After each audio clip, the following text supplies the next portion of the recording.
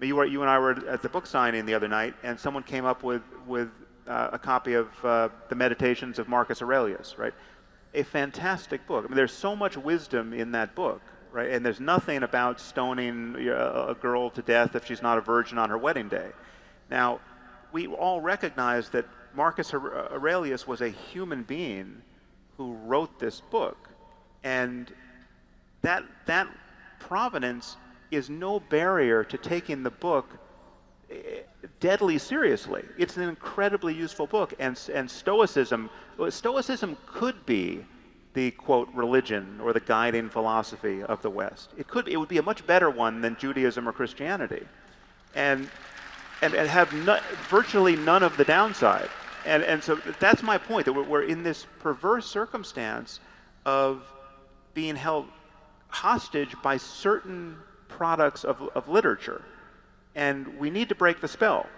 And if we're finding it this hard to break, what do we think is going to happen in the Middle East or in sub-Saharan Africa? I mean, the moral progress we need to engineer is a common humanity coming together across shared values. Those are perfectly credible arguments, but the weakness in the argument, I think, is the one that we started to talk about earlier, which is that when you talked with Dave Rubin a while back, and Michael Shermer said the same thing recently, he basically said that atheism is a doctrine of negation. That's what you said with Rubin, is that there isn't a positive ethos in atheism. All it says is that there's nothing personified transcendent. It's something like that. There is no God. And so the problem with the atheistic it's not even the assertion that there is no God. It's just that it's a failure to be convinced by any of the gods on offer. It's just like not believing in Zeus. Fine, and it's not like it's a weak argument. I mean, I'm perfectly aware that making a deistic case or a case for religion in the face of the claims of the rationalist atheists is perhaps, well, it's a very, very difficult thing to manage, but it is also the case that, and this is where I think we differ with regards to what happened, say, in the Soviet Union and perhaps to also in Nazi Germany, is that when your doctrine demolishes let's call it the literary or fictional substructure and leaves nothing behind, an ethos needs to be provided, because something will rush in to fill the void. And it's certainly the case, and this is what Nietzsche warned about, even though he was a strident anti-Christian, and it's also what Dostoevsky foresaw. He said, if we knock out the logos from the substructure of Western society, Nietzsche believed that it was Christianity's emphasis on truth that destroyed Christianity, which was an extremely interesting criticism, that Christianity had elevated to truth to such a degree that it actually resulted in the demolition of its own dogmatic substructure. But be that as it may, Nietzsche's prognostication was that if we allowed God to die, and perhaps there were reasons for that, that the consequence would be that we would be awash in both nihilism and totalitarian bloodshed, and that is what happened in the 20th century. And there's another aspect to that, which is that you may try to knock out the whole thing and take out some of the substructure, but not the whole thing. That's what Nietzsche also showed, that his prediction, and I think it's blindingly obviously true, that you might in this post-Christian era have a remnant of Christianity such as guilt, overbearing guilt, and no means of alleviation or redemption.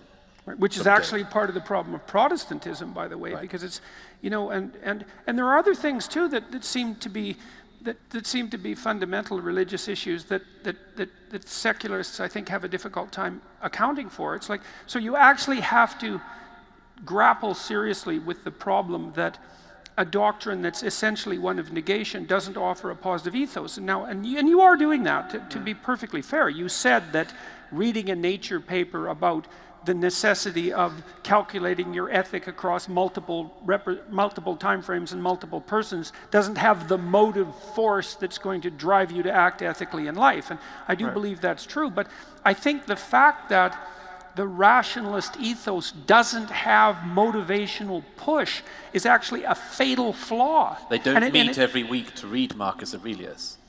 That's Well, a yeah, big problem. And they yeah, don't but write that's- music. Like, there's no music that goes along with it. There's no art that goes along with it. There's no architecture that goes along with it. Like, and I but don't to know be why fair exactly. But to be fair to the present, most music and most art and most architecture Yes. is no longer religious.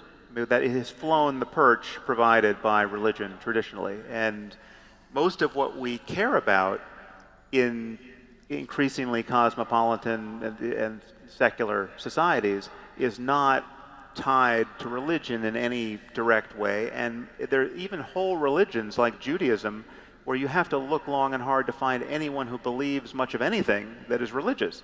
I have literally sat on stage debating what I thought was a religious rabbi who was a conservative rabbi, and when I said something that assumed that he believed in a God who could hear prayers, he threw up his hands and he said, "What makes you think I believe in a God who can hear prayers?"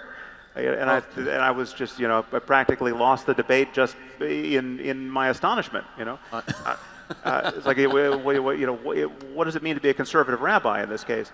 There are religions that have made that transition to an increasingly attenuated commitment to the truth of the doctrine, and there are religions who haven't moved an inch, right? And but I think we have to acknowledge that this movement in this direction is progress, because what it actually is at bottom is increasing sensitivity to the difference between having good reasons and bad reasons for what you believe, right? And the fact that this book has been around forever is not a good reason.